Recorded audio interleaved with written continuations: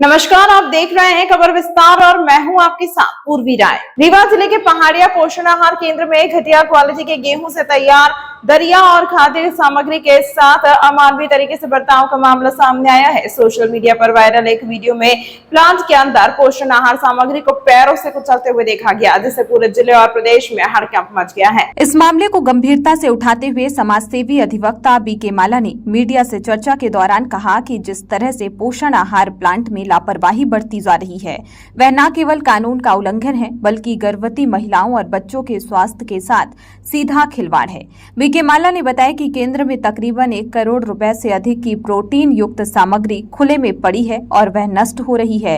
इसके अलावा जो पोषण आहार गर्भवती महिलाओं को वितरित किया जा रहा है, वह गंदगी और अमानवीय तरीके से तैयार किया जा रहा है। उन्होंने इस पूरे मामले की लिखित शिकायत संभाग आयुक्त को सौंपते हुए दोषियों पर कड़ी कार्रवाई की मांग की है। इस पूरे मामले में अधिवक्ता बीके माला ने क्या कुछ कहा, आइए आपको सुनाते हैं। जी बताइए, पोषण आहार के नाम पर जो कुपोषण बेचा जा रहा है, इसका क्या मामला क्या है? देखिए, रीवा संभाग का पहाड़िया रीवा संभाग का रीवा जिले में पहाड़िया तहसील रायपुर करचुलियान के अंतर्गत एक पोषण संयंत्र केंद्र पहाड़िया पे लगा हुआ है, जो रीवा संभाग की 56 परियोजनाओं को वितरण किया जाता है। रीवा संभाग के उस संयंत्र केंद्र से वहाँ पोषण आहार तैयार किया जाता है। तो वो पोषण आहार की स्थिति ये है कि जो हमारे पास सामग्रियाँ आई हैं पोषण आहार की, ये मानक और मापदंड के विपरीत है, गुणवत्ताहीन है। जो सामग्री वहाँ पर उपयोग की जाती है, जो गेहूं उपयोग किया जाता है, जो चावल उपयोग किया जाता है, वो मानक के विपरीत उपयोग किया जाता है। शासन के रेगुलेशन के मापदंड है कि हमें शासन से ही गेहूं लेना है, पर वहाँ क्या करते हैं, उत्तर प्रदेश से, यहाँ पश्चिम बंगाल से, कलकत्ता से, अन्य जगहों से वहाँ गेहूं सप्लाई की जाती है। वहाँ छोटे छोटे व्यापारियों से गेहूं लोकल में लिए जाते हैं, लोकल में सामग्री ली जाती है, वहाँ की सामग्री बाहर बेची जाती है। जो मानक, जो मापदंड वहाँ अपनाए जाने चाहिए, जो क्वालिटियाँ मेंटेन की जानी चाहिए, वो क्वालिटियाँ वहाँ मेंटेन नहीं की जा रही हैं। वहाँ की सामग्रियाँ आप देखिए कि वहाँ की प्रोटीन पहाड़िया के एक गांव में कम से कम लगभग 1 करोड़ की, ये मेरा आकलन है 1 करोड़ की, तो वहाँ पर पहाड़िया में प्रोटीन बाहर पड़ी है। आप देख भी सकते हैं, वहाँ पे मौके पर निरीक्षण कर सकते हैं। मैं बड़े दावे के साथ कह रहा हूँ। गेहूं की क्वालिटी मैं आपको अभी कुछ देर दिखाऊंगा, गेहूं की क्वालिटी कैसे है। तो गेहूं की सबसे थर्ड क्वालिटी पोषण आहार में दी जाती, बच्चों के साथ।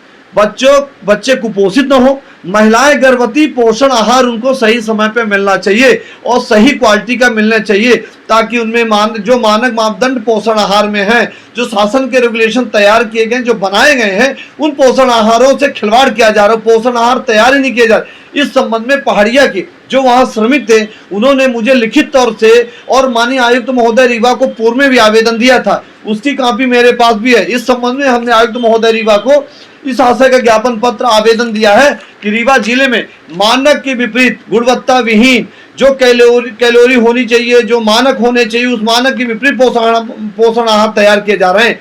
जो वहाँ पे चीजें होनी चाहिए, वो गेहूं चावल की मात्रा अधिक उसमें तैयार की जाती है और मानक के विपरीत कार्य किए जाते हैं। क्यों न रीवा जिले में कुपोषित बच्चे पैदा हो, क्यों न गर्भवती महिलाओं के गर्भहरण हो या गर्भ नष्ट हो जाएं।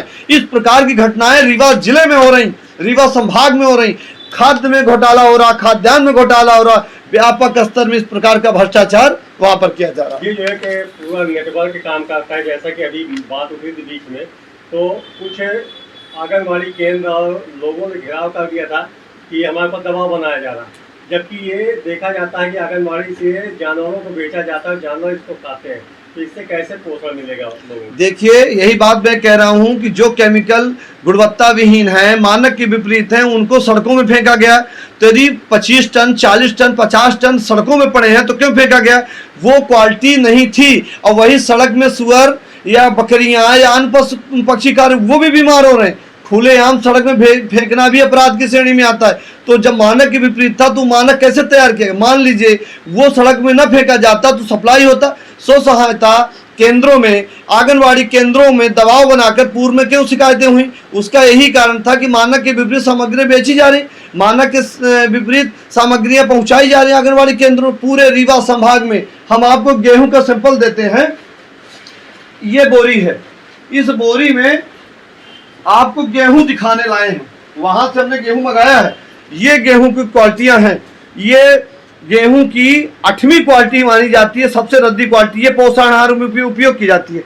ये पोषण आहार की पैकेट है, ये पोषण आहार मानक के विपरीत है। इसकी क्वालिटी की यदि जांच करा ली जाए तो दूध का दूध पानी पानी हो जाएगा। वहाँ जो ऑयल आता है, जो तेल आता है, उस तेल को बेच लिया जाता है। वहाँ सोयाबीन आता है, सोयाबीन को बेच लिया जाता है। जो पोषण आहार क्वालिटी की सामग्री गुड़ बेच लिया जाता है। जो चीजें आती हैं वो बाहर में चावल, ये गेहूं सप्लाई डाला जाता है वहां पर। इस गेहूं से पोषण आहार होता है। इस चीजों से बच्चे कुपोषित नहीं होंगे तो हमारे क्या होंगे?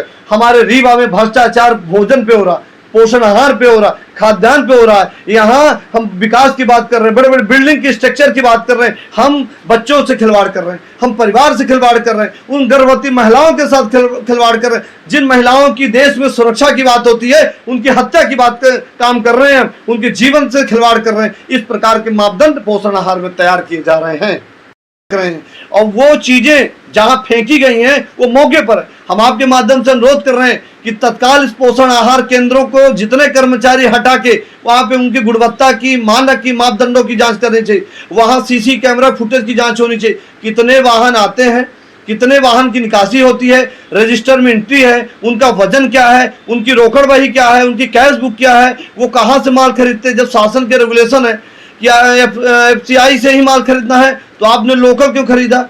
आपने उस सामग्रियों को बाहर से क्यों मंगाए हैं? तो आपको सीधे कंपनी गेहूं देगी तो FCI गेहूं देगी।